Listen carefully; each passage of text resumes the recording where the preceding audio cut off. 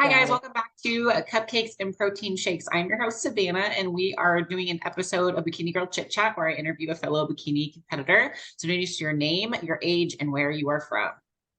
My name is Whitney Larson, and I currently live in Las Vegas, and I'm 37 years old. So Okay. I'm up Yeah, there. I know. We're going to talk about you and your journey to the stage. So when was your last competition?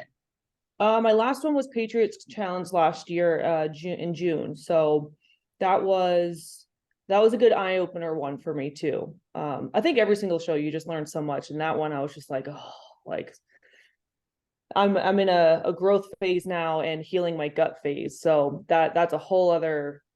We'll get Okay. into that. That's a fun one. Okay. Well, let's do quick recaps and stats. So when did your fitness journey start?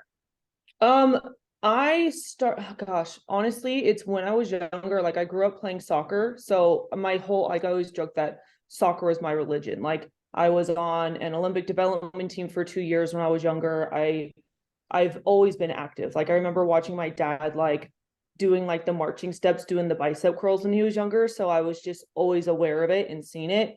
And then I started lifting when I was like in the gym, in a commercial gym in high school, but I started doing like acceleration programs and like athletic programs for soccer when I was younger. So it's just I can't remember a time where like I didn't really work out or it wasn't part of my life. So So how's yeah. it been atrophying your quads?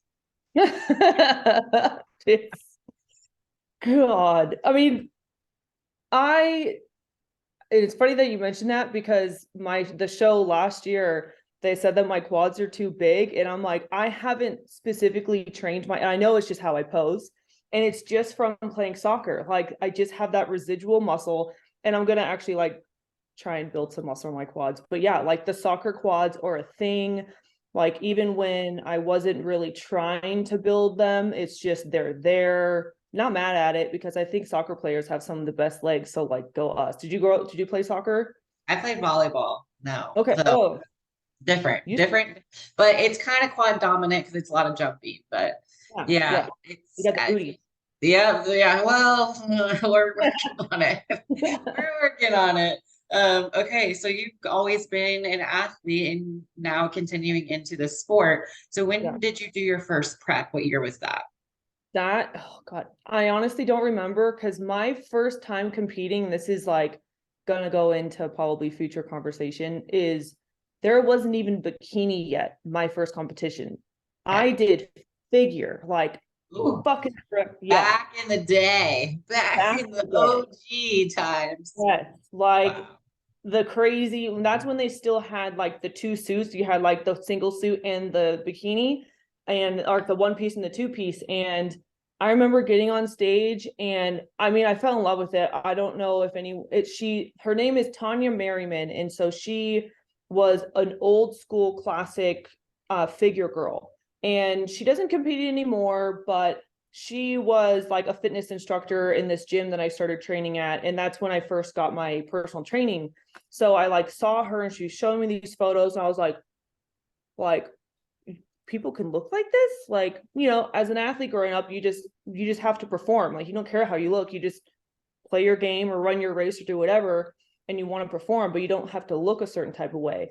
And she just looked incredible. So I was like, I gotta do this competition stuff. And I didn't end up getting on stage until I think I was like maybe 22, 23, but I was tiny next to these girls. And I'm like, I'm going to have to gain like 30, 40 pounds to even like compete with these girls.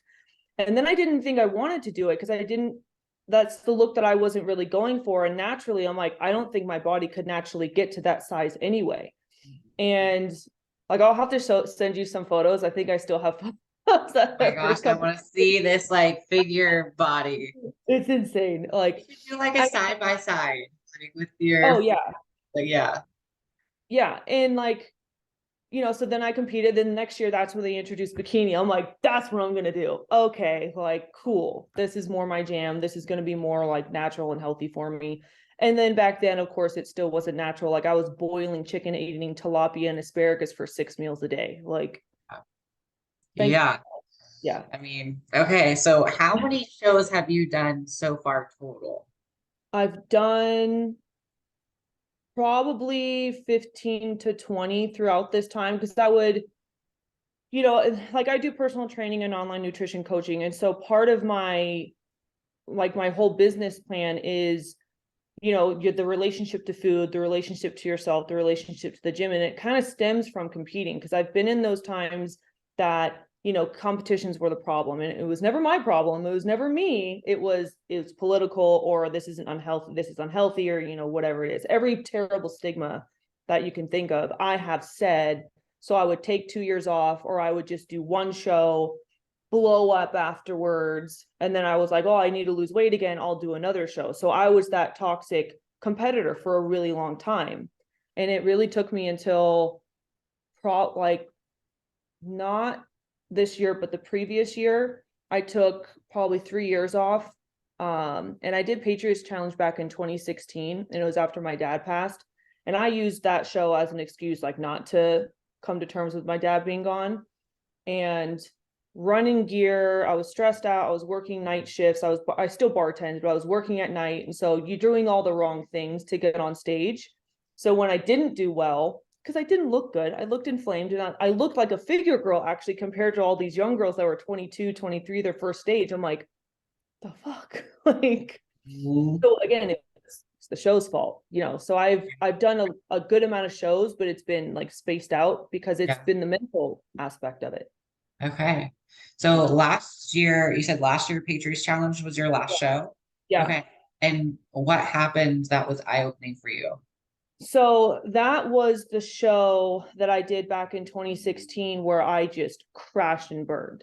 So my coach, her name's Sonia, and she's a hormone specialist. And we just kind of got this feeling throughout the whole prep that like my body was fighting it the whole way. Now I still got down to 10% body fat. We weren't doing anything crazy. Like I never did crazy cardio. I was bartending at a pool, so I just did steps every day. So to have her as a coach, she like, I would be like, fuck this, like let's just run it. She's like, no, like your body is fighting it. Be smart. Because the old athlete brain, you're like, I just want to get it done. I want to do whatever it takes to get there. And the eye-opening part was I was trying to like rewrite history from the show that I had years ago. I wanted to do better. I wanted this to be like, I'm going to get top 5. I'm not looking to win. And I didn't, because I found out from that show that I have a crazy intolerance to gluten. Even though on the DEXA scan, I was 10% body fat, you never would have known. Like I was distended on stage. So, when you do like that first like side pose, like my stomach sticking out, like I looked big again. So it was the same thing of, God, I just wanted to go in here and rock it out. But I didn't have the mental crash afterwards, because I now said, you know what? I'm not going to look the way that I want. I know I look better. I know I improved from shows, but like the 2 previous shows I did last year or the year before, but it was getting in there with the right mindset, which is what I didn't have before. So yes, I was upset that I didn't get the placement that I wanted, but I still looked better, and I had a healthier prep in and out. And even to the point now, like it's who knows how many months afterwards. And I've only been at most 7 pounds above that like morning check-in weight, which for me is huge, because I would jump up 15 to 30 pounds sometimes. Like it was nuts. Yeah. Okay. So what has this period of time been like in the off season? Like what have you been doing just to like maintain a really relatively like leaner physique? Um, Staying accountable, having her as the coach, and like, it's not like the job was done after the show and that's what we would do before. It's like you'd go and like I still had a meal or whatever, but I think from previous years and understanding how mental I would go, it's like, and everyone does this. It's, oh, I can't have this, I can't have that. I'm going to check off everything off the list. And it was just a matter of still doing my check-ins. Was I perfect every single time? No. But I also put myself around people too, to be accountable. Like I started training at a different gym, like Elevation that opened up. Like that's just a mecca for people. So I wanted to be around those people that this may sound toxic or whatever, but I'm like, I don't want to walk into a gym and someone goes like, ooh, Whitney fell off. So it's an outside version of accountability. I have my coach keeping me accountable to do the macros. And then it was just a matter of trying to get my lifestyle back in order. Cause, being a bartender out here, most of the better money making jobs are all at nightclub. And so she told me too, she's like, if you really want to get on stage, if you really want to fix your shit, you can't be bartending at night. So it's a whole lifestyle change, which I'm still trying to figure out. Like, I bartend at Hyde inside T-Mobile. So even though I'm only bartending 2 to 3 days a week, maybe, I'm still getting bed at midnight, and I'm still getting 8 hours of sleep, but my adrenals are off, everything's off. I got my blood work back. My testosterone is 10. And Yeah, it's, been there. yeah, so, and that just goes to, like, in my mind, I'm like, I'm fucking ready. Like, I feel good, even though I don't feel good, but mentally I'm like, let's fucking go. My coach is like, your body's going to tell you when you're ready. I'm like, Yeah. So freaking annoying, right? Because you, even if your hormones are like all messed up, like you're still like the connection between mind and like mindset, or body and mindset, is so different. Because yeah, at all times, even when I felt like crap, when my hormones were in like really, really bad, I'm like, I still wanted to prep. Like I didn't care. I'm like, I really don't care. I was like, we can fix this. Like, what do we got to do? Like, okay, are we just dieting harder? Do I just need to push harder? Am I being a baby? And it's like, no, you need to actually do the opposite, and not, yeah. it's pull back. It's do less cardio, do less steps, Mm-hmm. eat more fats. And Uh-huh. I'm just like, that is what I'm being prescribed right now. And Yeah. it's hard because, but then, the athlete is like, okay, well, I'm going to nail this now. Like, let me go hard in the off season. Let me really nail this off season. It does take a mindset switch, because I've done ups and downs of, use prep to cut again. And then, oh, I need another show. Oh, I need another show. Oh, I need another show. Cause it's like up and then binge your face off, gain 15 pounds, do it again and do it again. And then realize, like, okay, if I just didn't do that, then the preps wouldn't be so hard. Then it wouldn't lead to restriction. Then it wouldn't lead to binging. It's like, oh, wow, light bulb moment. Yeah. And I've done, I'm sure we've all done it the wrong way, but we still, and as a coach, and I'm sure you help people too, we want to be the unicorn where we can do whatever the fuck we want and it's just magically gonna fall in place. Yeah. Yeah. Crazy. And that's something that, again, like, why coaching, and I advocate for, like, I'm a coach and I have a coach, because again, like, I'll be having the exact same conversation about pulling back. You need to sleep more. You need to eat more fats for your hormones. Like, even my meal plan right now, and I knew this, and I was like, oh my God, she took my protein away. It's still within the normal range. I'm still going to be able to build muscle, but my brain goes, oh my God, I'm not eating 140 grams of protein. I'm not going to be able to build muscle. My fats are higher. I'm going to get fat. I'm like, I know what the process is, but we still want it to be the little package that we want. And it's the same thing for our clients, and I'll have the Yeah. same conversation with my client, and then my coach will be having the same conversation with me. And I'm like, I know Yeah. this, but we Yeah. want to be.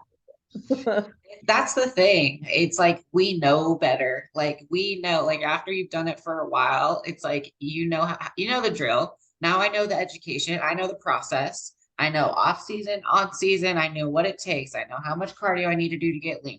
I know where our calories need to be. You know everything. And you're still like, maybe it's different this time. Maybe it's different. Maybe I'm like really changed and like I'm like mentally better, and you really, like it's still the same thing. It's like whatever you were struggling with first show, 10th show, whatever show, it's like it's still going to come back unless you address it too. And that's like hormone wise and like whatever else that you need as far as like habits go. Oh So, yeah. okay, what about what is like ultimate goals with this sport, with competing? Why do you continue to compete? When I started it, I always said I wanted to be pro.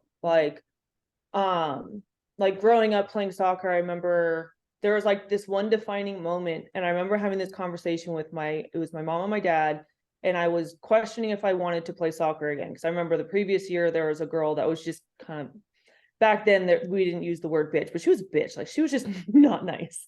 And I was like, I don't know if I want to play soccer anymore. My dad were like, listen, like, if you're gonna do it, you do it to the best of your ability, and you go as far as you can with it. So if you're not going to do it, this is where we end. But if you're going to do it, you commit. And so when I told myself I was going to do this, I was like, you know what? Like, I want to be pro. Like, and I want to be pro doing it the right way. And I've already done all the wrong things. So now it's finding the right coach for me. And I want to like rewrite history. I've done the tilapia and asparagus diets. I've done the 2 hours of cardio every day. I've done, the cleanse. I've taken T4 before. I've taken Anabar all in the same time to try and get on stage. And what did that get me? Nowhere, So it's also showing people that this sport is as healthy as you make it.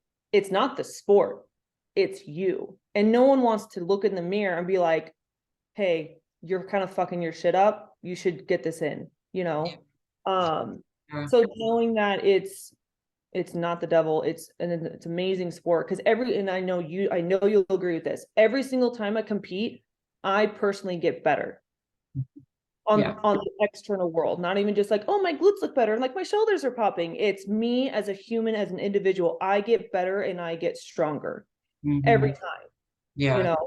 And so being a pro and having that kind of positive mindset where people can look at us like you, I think you're even going to go to a WBFF, and I think that's fucking awesome. Because I think like when you're at the posing clinic with your walk, I'm like, oh my God, I need this. Like, so I think you're just going to rock that out. And it's still like surprising to me that you're not a pro in NPC, just because like when you get on stage, like you just glow and you shine. Yeah, I mean, so these stuff that you're talking about is something that I've had to ask myself and like ask it of like, is it worth it to push myself into the ground and do the 2 hours? Like, I've never had a unicorn prep. I've never been able to cut with high calories, but I've also never really taken time not to be prepping or like super close to a stage, like maintaining, or just like take time away just to focus and see if I like it. And it's not, and the pro card is like, it's still in the back of my head. Like, I still want it, but I'm like, I don't need to rush to get it. And I'm not mentally ready for it. And knowing that, it's like, okay, well, what can I do to like fix my relationship with food, to like see if I miss it? Like, if you only think about stage, pro. Like, there's so much other stuff going on in your life that you neglect. And I've done preps where I just pigeonholed, focus, didn't let anyone talk to me, couldn't be bothered, didn't go out, literally just focus, was like cardio, show. And I'm like, okay, I did that prep. Then I did a different prep where I was like, okay, I'm going to be a yes girl. I'm going to do yes. And that was too much because I was trying to make everyone else happy. So trying to find a balance of what's going to work for you. It does take multiple shows, trial and error, and building your physique at the same time. So like physique wise, like where do you think where are you growing your physique? Like what is the feedback been? Or Well, the irony is I emailed the pre-judges and they said my quads are too big, but I was like, I know they're not too big because I just know like the way I hold body fat, it's all in my hips. Like I feel like my glutes are okay, but like my glute ham tie-in, but getting that good streamlined shape of my legs, I need to build up my quads to also improve my posing. Because I know I have, which I'm going to be working with a chiropractor, I have kind of a valgus knee, so my knees kind of come in. So I rotate them out and I try and push them out, which makes my quads look way bigger than what they really are. interesting. And Okay. yeah, so it's like it's this whole thing. I remember telling my coach, she's like, your quads are tiny. I'm like, I know, like compared to everyone else, because I really, because of that soccer mindset and having the soccer quads, I honestly, for the last 10 years, I haven't really had an actual like quad focused workout. Even when my coach gave me quad focused workouts, I still would focus more on my glutes because I was like, oh, I don't want them to get too big because bikini girls were not supposed to have big quads. But to bring in the whole package, I have to bring my quads up. So now I'm like, okay, bitch, like, tomorrow's Monday. I'm like, it used to be my glute ham day on Monday because I love training that. Now I'm like glutes and quads, like quad focused, hit the glutes. But like now I really got to work on that. And I know the judges will never say this. I remember talking to Phoebe when we had, she was in town for the posing clinic to be in time for Olympia. I was like, I know the judges won't ever say this, but calves, you don't see anyone on the top without calves. I had tiny calves. And so it's always been a thing for me. You know, I was strong as hell. I was fast as hell as I was younger, but I had these little tiny little calves. Yeah. So that's my thing. Like I want to build my quads and my calves. I think I have a decent upper body. I can always like work on my shoulders and my back and everything just to bring everything in. But in terms of overall like symmetry, I think it's my quads and my calves I really have to bring in. Yeah. Um, That's so interesting because it's like you never hear that, like, oh, I'm working on my quads and calves. It's like everyone's like glutes and shoulders and yeah. my toes. Yeah. But I'm glad that you mentioned that because that's one thing too. Like I've always noticed because you have the shoulder cap, then it goes small waist swoop, then it's like glute swoop, hamstring swoop, quad, or no, calf, calf. Yeah. And then you You see the know, quad. So that I did notice this year's Olympia specifically. I'm like, no one's saying anything, but I'm like, there's quads up there. And yeah. it's not that they just have massive quads. It's just like it just flows with their bodies. And Yeah. I'm sure they're probably just not really training it, or it's just happening from incline walking. Mhm. That like Yeah. all everyone's doing incline walking. So whether they're training it or not, it's happening. Yeah, like when you do leg press and Bulgarian squats, even if you are like biasing the Yeah. glutes by like hinging forward, your quads are still getting worked, you Yeah. know. But now when I do Bulgarian split squats, now I'm like sitting up super tall and like really getting my knee forward, and like and now I'm actively doing that. I'm like, holy Yeah. shit, I hate this. Like, Yes. you know, Yeah. yeah, but like to have that overall package, like Darajna, her calves, like, even though they're small, they're developed and they work well with the full symmetry of her body. But you Yeah. really don't see anyone with non-existent calves. Like, oh my God, like Phoebe, what I was telling her, I was like, can you just donate some? Like, Yeah. please? No, it is because it's like because you see the roundness of the glute, you see the tie-in, you see the fullness of it, and then it's also that it's like a one, two, Little, three, or I guess four, because it goes like shoulders, then glutes, then ham, then quad or calf, you know. yeah, So you see yeah, all the heads of the muscles everywhere is round. Everywhere yeah, is round and yeah, all yeah, so it's like, okay, so now you have to train everywhere. And so the training has evolved as the sport has evolved. Um, okay, so now you've been through the sport, like as the evolution of the division has happened. Do you yeah. like where it's at now? I do, because like even when was it a few years ago and everyone was just shredded. Like when I went to the first, show seeing these girls and I'm like, this is natural. This is beautiful. Like how they say, like you should be beach ready 24/7, you should be like feeling healthy and vivacious. And I'm like, as much as no one wants to talk about it, I know half those girls on the Olympia stage are still doing 2 hours of cardio, eating 800 calories, and they're emaciated and they're exhausted. That's also still not healthy. Like it still should be attainable to be able to eat 16 to 1800 calories and just walking to get on stage. But everyone, as with all things, we go to the extreme, so the envelope was pushed and then it's brought back. And so at first I was like, oh my God, no, she's not even lean. I was like, wait, no, this is good. This is what it should be. And to push the envelope, which everyone always does, now hopefully it stays this. Now it's not like the softer look, Right. No, that's what I was kind of thinking because like we had I guess the Issa era, and that's what everyone was like crazy shoulders and crazy waistlines, shredded lean. Yeah, like Tie-ins were, the yeah, yeah, the lat flare kind of thing. yeah, Tie-ins were really a thing. And now I feel like we're in like the full-blown era yeah, of the tie-ins. But it's a condition, but full. Like yeah, everyone has a ton of muscle. Like it's not just small bikini girls out there anymore. It's like these are muscular athletes now. And they still have small waists though. yeah. That's the Like, thing. They don't have blocky obliques. It's still tiny, tiny little waists that they are coming in like with that. Like it is not depleted. It is like filled, like they're lean enough, but then they fill that yeah, those muscles out just like full as can be. Like yeah. like so it looks Stop it. almost it almost looks like they're not conditioned. It's just they are just massively full and they're not depleted, shredded. Yeah, because we're so used to seeing from the last few years, or even like, oh my God, like the wellness girls, they're in like insane in the best way. Like, Yeah. holy shit, like the way that they can create their physique. I just realized like I'm also swearing a lot and I apologize if you don't Oh, want me. it's Let an me know. explicit podcast. It's fine. Okay. Okay.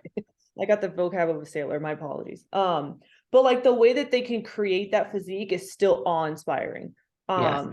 And to see now you can see the difference of the categories where before it was just bikini was just a smaller version of figure and fitness because they were just still shredded. Like my coach liked to say dick skin shredded. Like they were just nuts, just a smaller, Yes. Yes. you Yeah. know.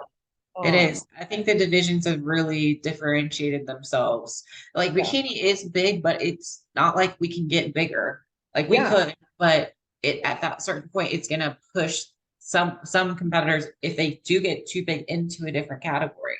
yeah, Like yeah, if they get too striated, they have to go, depends on where. Upper body, they gotta go figure. If it's too striated, they maybe consider wellness. So they'll like push themselves out of the division if they overgrow. So they still have to be like perfectly balanced from top to bottom. mhm. Okay. What about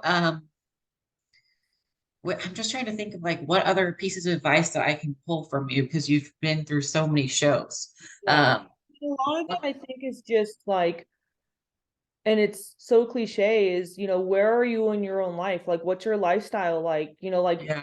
we're perfect examples of it. I'm like, yeah, I could say I want to get on stage right now, but I'm like in between one job. Like at T-Mobile, it's like it's a winter seasonal. So once the summer hits, the hockey season's done. It's like I pretty much don't work. So I'm in between that and I'm most likely going to be moving, and all these things. I'm like, yeah, I want to get on stage, but am I going to have the time to prep my food? Am I going to have the adequate sleep? Am I going to be able to get my cardio in or my steps in and my quality workouts, and just tell people have those boundaries. And if you don't have healthy boundaries where, and I've done that too when I was younger, like, cause I grew up in the Bay Area and I'd go out to San Francisco every weekend with my friend. I, I even had a coach. My mom sees this, she's going to kill me. I had a coach literally. I was like, well, it's my friend's birthday and I still want to go out, but I can't drink alcohol. He's like, well, you could always just do a little bit of Molly and do some Coke. And that's actually going to help you lean out and it's not going to hurt you. I Wait, listened. wait, wait a minute. This is coming from a coach in Oh, prep. yes, I shit you not. And I was like, and in my stupid brain, I'm like, that makes sense. I'm not going to hurt. So I went out and I did Molly. I had a great time, but like I'm that, sure you did. I'm you sure you know, did. anyone from San Francisco is going to be like, yeah. Yeah.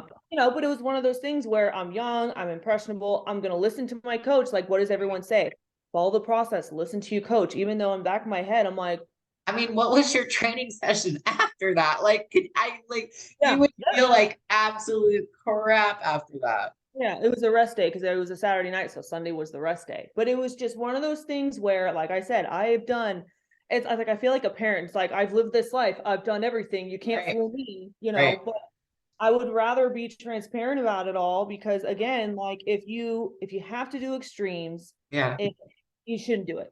If Yeah. you have to feel like if you look at a cookie, like, if you look at a glass of wine, you feel guilty about it. If you have a bad relationship to food or yourself, if you're looking at the mirror and you're constantly saying, like, I hate this, I hate this, I hate this, you shouldn't get on stage Yeah. because that will Yeah, blow up. it's I think a lot of people use the stage to get over something or like suppress something.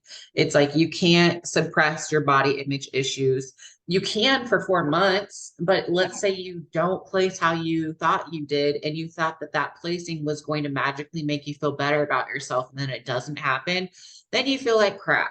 Then you're gonna have to keep competing until you get the placing that you feel it's gonna help fix you. If you don't have a good relationship with food, dieting is not going to help it. So you're going No. to suppress all of this cravings and guilt. And then after your show, you blow up. If you don't have a good relationship with alcohol, oh, I'm just going to go clean for 4 months and then binge my face off after. Like, it's just not going to work. You Yeah. have to be in like a very, really, really great place. You got to have that balance, Yeah. with your balance, Favorite word. with your life. Like you can't have bad relationships with food going into a prep. Same Yeah. thing with your training. Like you can't use it to escape something. Like you have to mentally be like pretty much like have your shit pulled together before you start a prep, because anything that's you don't have together you can push off for 4 months, but then it's all gonna like, yeah, the off season is gonna be miserable for you, and then if you especially don't hit your goals it's gonna even be even worse. Oh yeah. So it's, yeah, it's some, if people are thinking about getting into the sport, ask yourself why, and is now the time? Because I do Yeah. see a lot of competitors that just kind of go into it early, and there's nothing wrong with doing something. We're not saying like you have to have a pro ready physique before you get on your first show. It's just like, just maybe you just start a fitness journey. Like you could have the stage goal, all over here, but if you still need to fix your relationship with food, get your calories up, put on a little bit of muscle, like there's no problem taking more time to do that.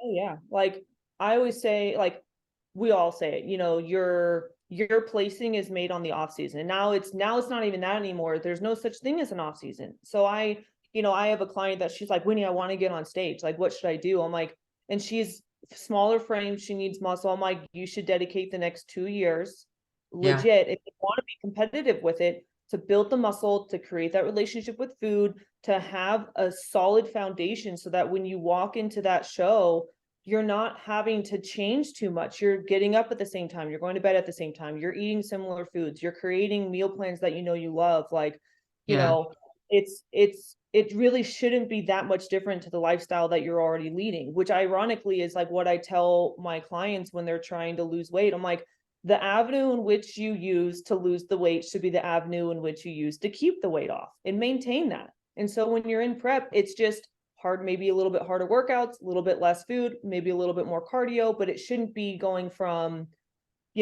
working out 3 days a week to going, I'm working out 6 days a week, I'm doing 20 hours of cardio, and then I'm eating 1,200 calories. Like it shouldn't be those extremes, because that's when you fuck up. Yeah.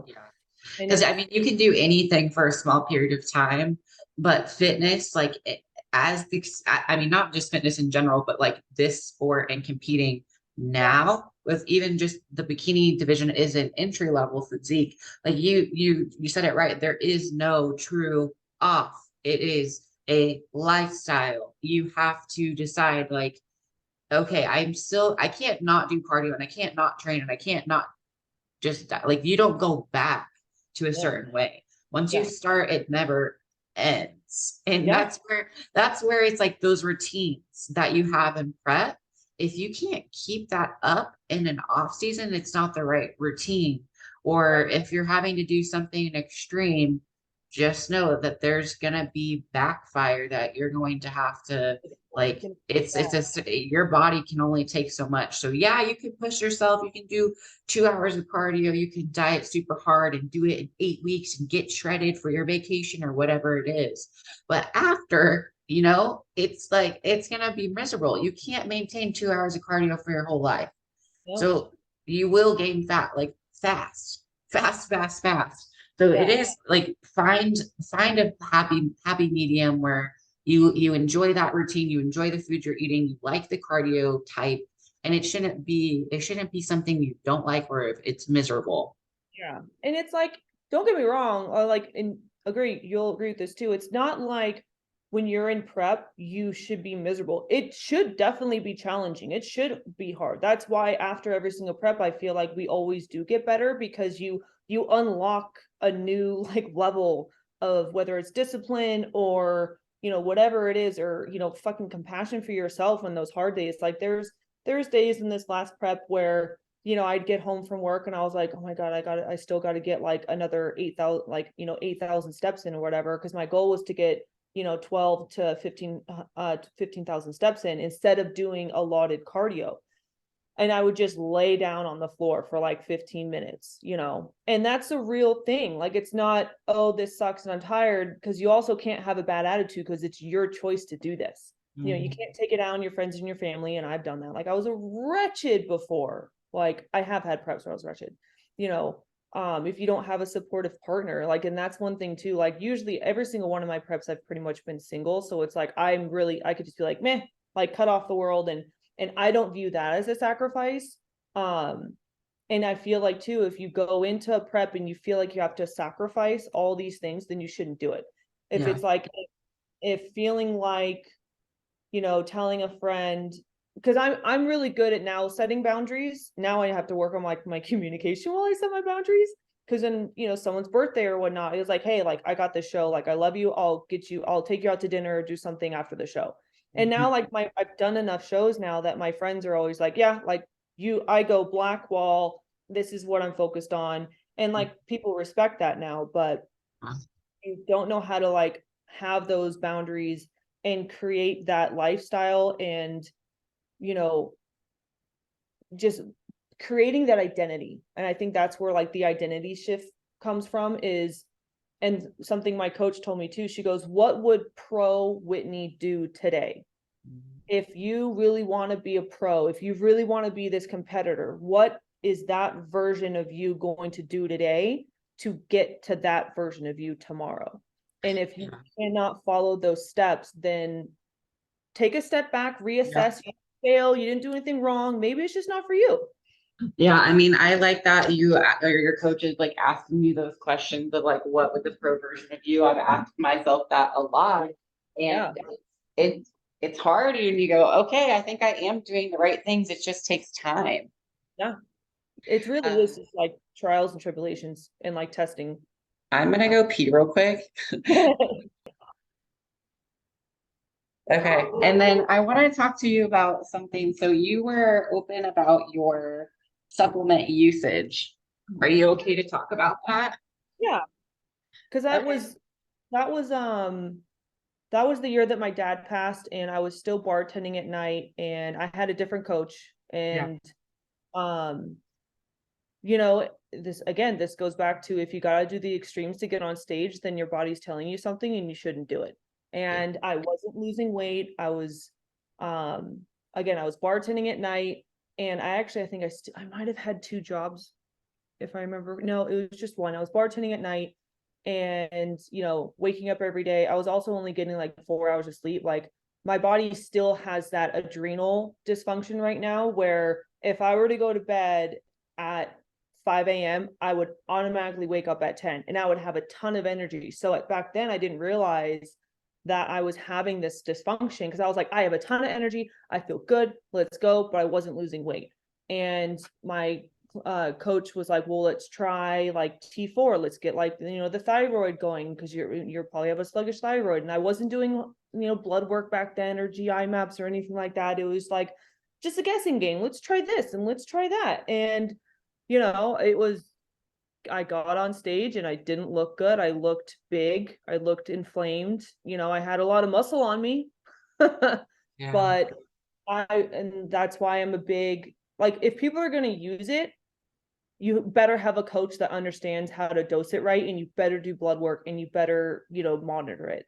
There's always a right way to do something wrong. And it's mostly like you should just do it to the lowest dosage possible. Because especially too, we're women. We don't need anything really, especially for bikini. To get on stage for bikini, like you really shouldn't need any of that stuff. Except for yeah, I do. I think it's a big topic that keeps coming up. This is like, oh, bikini's so big. Oh, bikini's so big. It can be built naturally, but the thing about it is when you start prepping and you're going to go against girls that are willing to do whatever it takes and do it, they want to do it fast, and they come to the stage with experience background of sports and Handlebar, soccer. anything, peptide. Yeah. Yeah, like it's like it's just like, well, how can you win unless you either just give yourself time to actually build it, give yourself a chance. Because if you're Mm-hmm. starting as a new competitor with absolutely no muscle, that's not no. That's not for you. It's not for you, girl. You need to put in the work. You need to put in the time. It's for like an athlete that has tried to build their physique naturally, that has someone that knows like what they're doing and can safely help. Yeah. It's not supposed to be like like a novice. Bikini is not supposed to be running drugs like their first show. It's no, like you can get to the stage naturally, but it takes time and you can't rush and you can't have all the stuff that we talked about. Because if you want to get to the stage fast, you want to get to your goals fast, sure, do it. But again, that balance, it will have those like symptoms and repercussions once you're done with the show. Yeah, maybe you'll look good for one prep, but can you maintain that muscle unless you keep doing that stuff?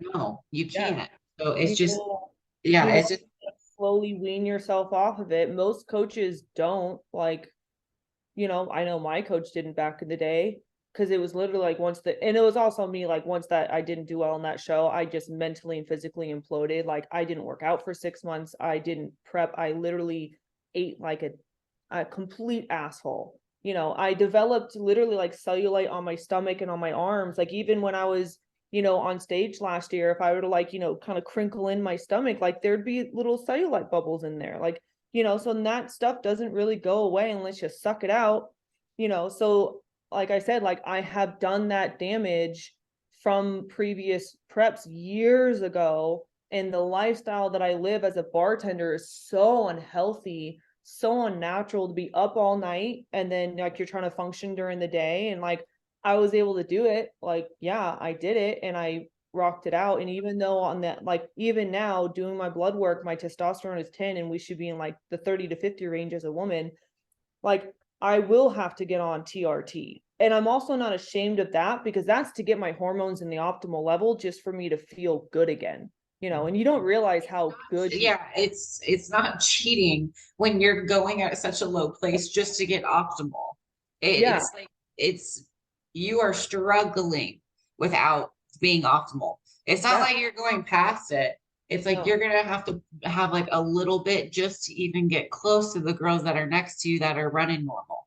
Yeah, and I feel like for me, even if I get on stage this year, I'm not getting on stage until the end of the year because I again like we're gonna have to run the blood work. We're gonna have to probably have to do a Dutch test to like really get a deeper dive of everything. Like, and now I having that time to be able to build the muscle and find that lifestyle and I have a good relationship with food now. Like, even after the show there was definitely times where I'd have a bad day and like I would binge on food, but my brain was like, well, if I'm still under my calories then it's okay. Even though I felt like shit the next 2 days, I was like, I'm still under my calories. So there's, even if like you're in a better relationship to food, you're still going to have those moments of falling back or, tripping over your own 2 feet sort of thing. But and again, it's so cliche. It's like, it's not sitting there and go, oh, I failed, I fucked up, it's all for nothing. It's what are you going to do tomorrow to get yourself back on track, to just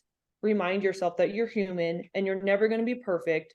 But it's just the effort of just getting back on track and getting forward again and understanding the why. Like, why are we doing this? Why do we want to get on stage? It's yes, it feels good to get on stage and like feel really good and see your transformation, but there's a deeper transformation. And I feel like if your head and your heart is in the right place with this sport, you will not like crash and burn. And Yeah. my head and my heart was not in the right place before. So I crashed and burned, you Mhm. know. And but Yeah. again, it takes it, like you said, it takes time and it Mhm. takes falling on your face to like go, oh, maybe I shouldn't do that. Yeah, and sometimes it takes multiple times to fall on your face before you really are like, I don't think I should do that again, or that approach didn't work for me, or something needs to really change because I don't want to do this again. Because whatever it was, or whatever mentally was going on, like if you keep doing the same thing over, it's like the literal definition of insanity. If you repeat the same thing over and over and expect a different result, that is literally being insane. So if you keep prepping the same way and you don't make any changes and you keep with the same mindset, you keep with the same protocols or whatever, and you expect a different result, it's never ever going to happen. So until you change something, you're not going to get a different result. So with you, I want to kind of end and let you get some motivation for us and clients. Like, what are you talking through with like clients who want to just start a fitness journey? Like, what is your coaching philosophies, or like, what are some encouraging words of advice that you could give to someone that just wants to start? I would say the word of encouragement is to just like trust yourself enough to take that first step. You know, like getting into a gym is really intimidating, but I think every person in the gym has been you before. So most people aren't going to judge you. If anything, like I feel like because of most of us have been in that scared, kind of intimidated place, when you see someone that is really overweight or maybe really skinny that wants to build the muscle and you see them working out, like in your head, you're like, fuck yeah, like good job. There are people rooting for you, but they're probably not going to say anything because they don't want to intimidate you more or be like, oh my God, now they're looking at me and I'm never going to come back. So just know like people are going to root for you, and like just taking that first step and not trying to be perfect.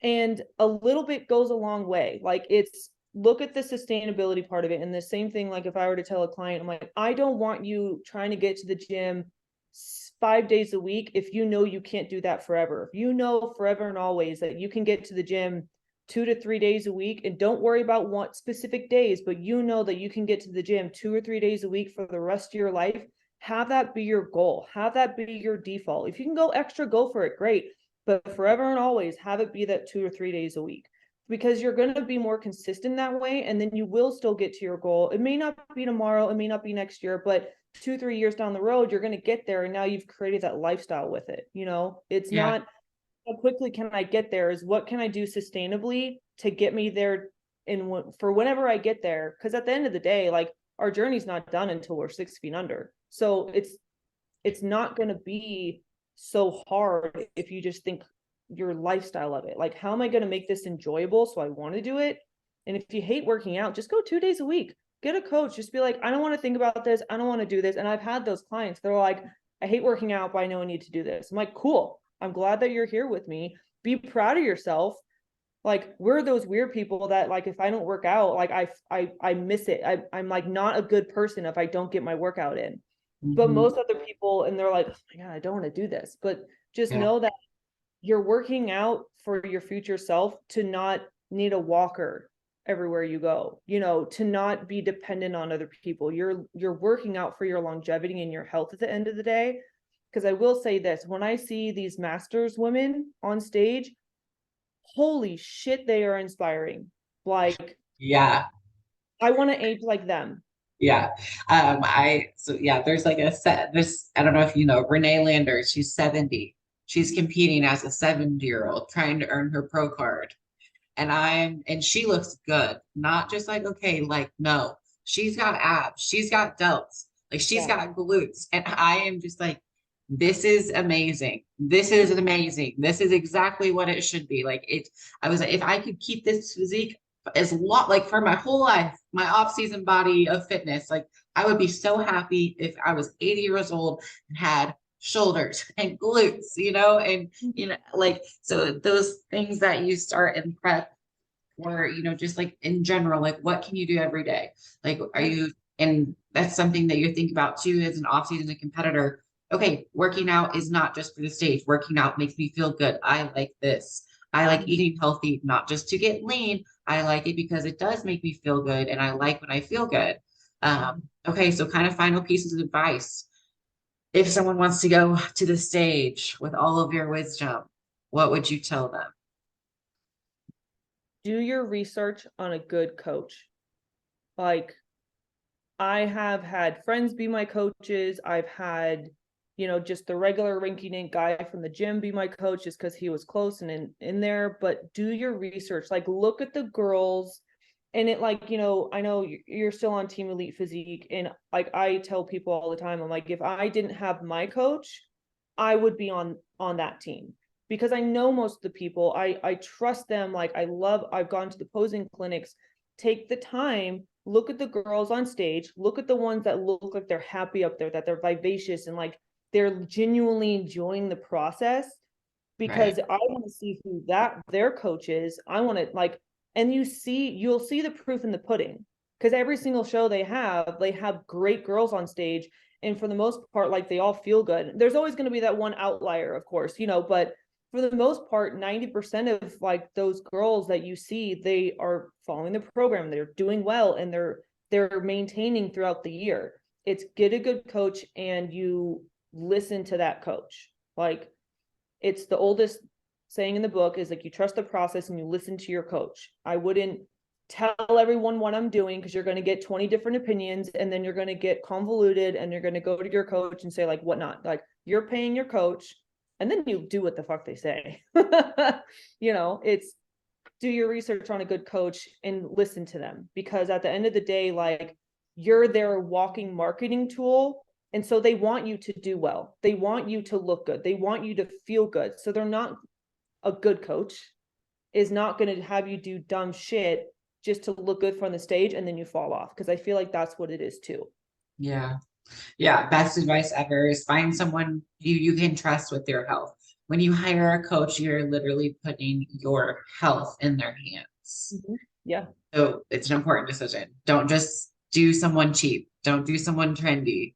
Don't just do the random person at the gym that like bro that knows a couple things. Like, find someone you click with personality wise. Like, you see them in your life for the next 5 years, 10 years, not just for 16 weeks. Like, it's someone that you want to like either inspire, like their styles, like the people, other clients of them, or just like how they do things. So it's really important. Okay, last question, final question is team cupcakes or team protein shakes? Can it be a cupcake flavored protein shake? Yes.